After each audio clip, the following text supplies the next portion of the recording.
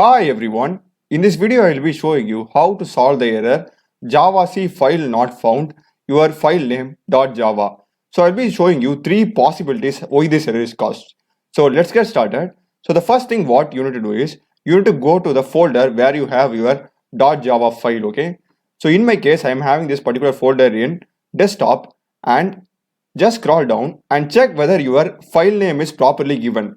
So you need to have your file name without .java, alright, .java or .txt or any other extension. Only the type should be a Java file, and you should not have .java in your file name itself, okay? So be careful while naming your file.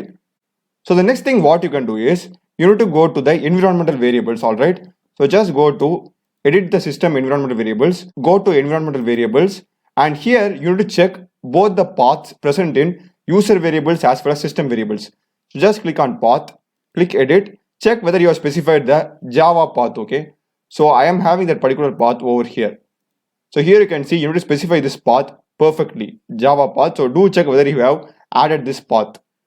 So this is the second way, and the most important one of all, the reason why I am getting this error is because this particular folder is present in desktop, but I am trying to run this program being in some other folder, okay? So I need to come to desktop. So for that, cd desktop and just hit enter.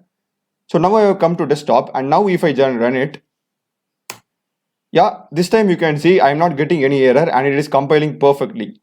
So you can see the output as well. So this is how it works. You need to basically do the three checks, and I think you might have solved the error now. So I hope you have found this video useful. I have also done many other programming videos in Java, C, C++, Python, Node.js, React.js, Blender, SQL queries. So do check other videos of my channel. Subscribe me. Thanks for watching.